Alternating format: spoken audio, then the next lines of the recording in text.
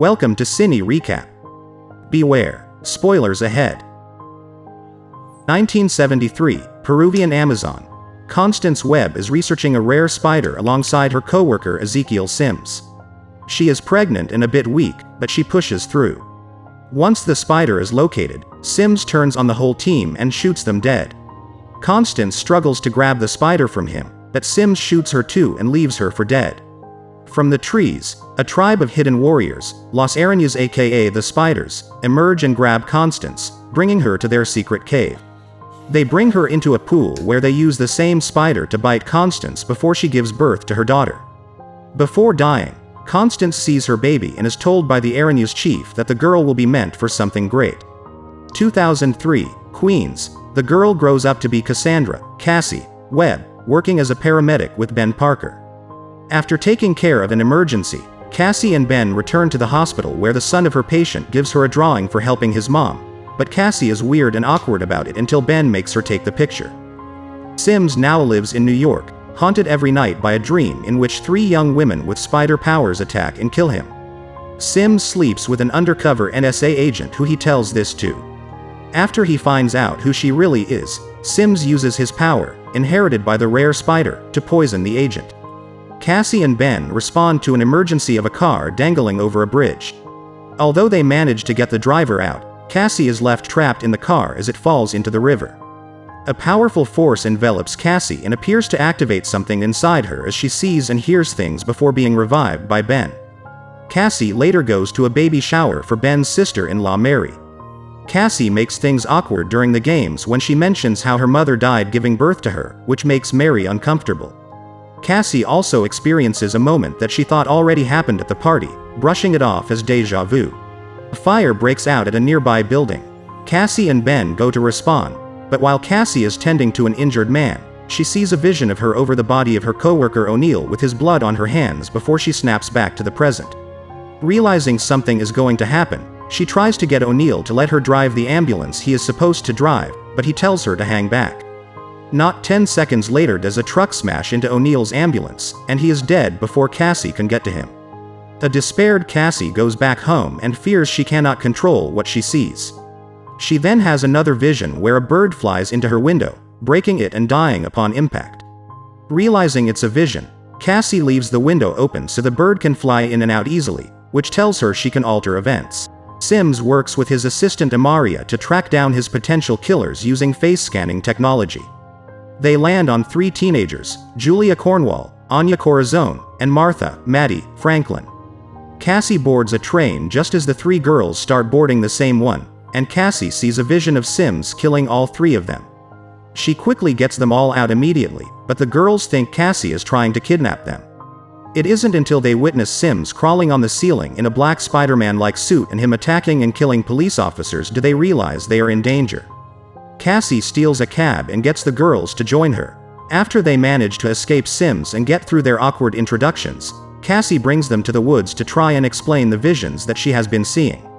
The 3 girls then realize that they know Cassie in some way. Julia is the stepdaughter of Cassie's patient, the one whose son gave her the drawing. Anya knows Cassie is someone who lives in her building and leaves her junk mail all over the place, and Maddie flipped Cassie when she almost hit her with her ambulance since Maddie rode her skateboard in front of her. Cassie leaves the girls in the woods so that Sims can't find them while she goes to investigate. Cassie goes back to her apartment and finds pictures and journals belonging to Constance, along with a picture of her and Sims. Meanwhile, the girls get bored and restless, so Maddie convinces them to go to a nearby diner and get food before Cassie returns. Julia and Anya follow her, and they start hanging out with some boys. Cassie returns to the woods and doesn't find the girls.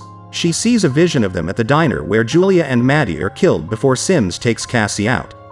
She rushes to the diner, but Sims makes it there first. Before he can reach the girls, Cassie crashes through the front of the diner and plows into Sims. The girls run to the car and flee, where Cassie chastises them for not listening to her.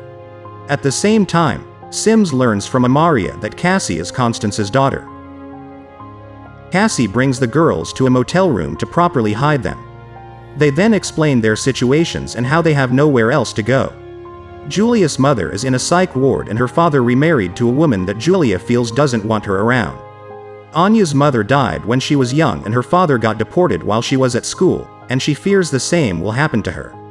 Maddie's father is a wealthy but crooked politician, and she wants little to do with him.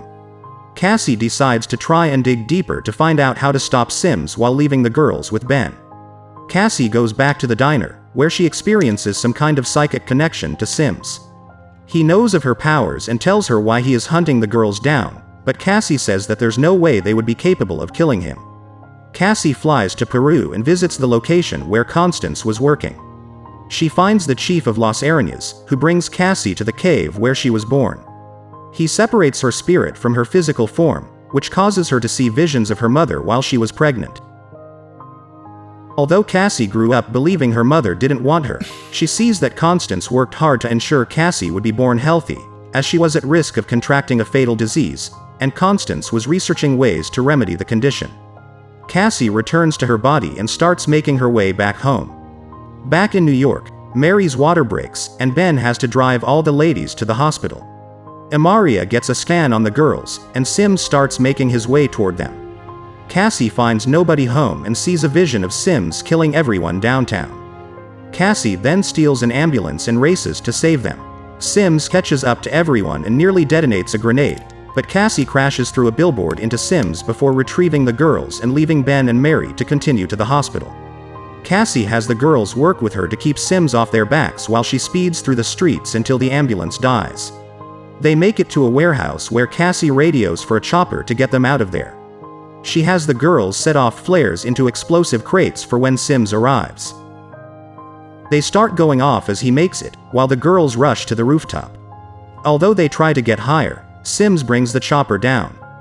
The three girls make some attempt to help Cassie, but they are all left hanging over the edge for their lives, and Sims taunts Cassie with how she can't save them all. Remembering her experience with Los Arañas, Cassie astral projects herself to save each girl before leading Sims into a trap. The warehouse's sign starts to collapse, and Sims starts getting stuck under falling debris. Cassie tells him that his visions weren't warning him about the girls, they were warning him about her. Sims plummets to the ground where he is crushed by a falling Pepsi sign. Cassie falls into the river as well, with one of the fireworks flying into her face, blinding her. Julia jumps into the river to get Cassie before Anya and Maddie administer CPR like Cassie taught them, allowing them to revive her. At the hospital, the girls gather around Cassie's bedside, each of them grateful to one another for saving their lives. Meanwhile, Mary gives birth to a healthy baby boy. Cassie is left blind and paralyzed below the waist, but she has taken in Julia, Anya, and Maddie to live together in her apartment. Cassie tells them of another vision she has, in which the four of them don their suits to become superpowered crime fighters. Cassie smiles as she looks forward to the future.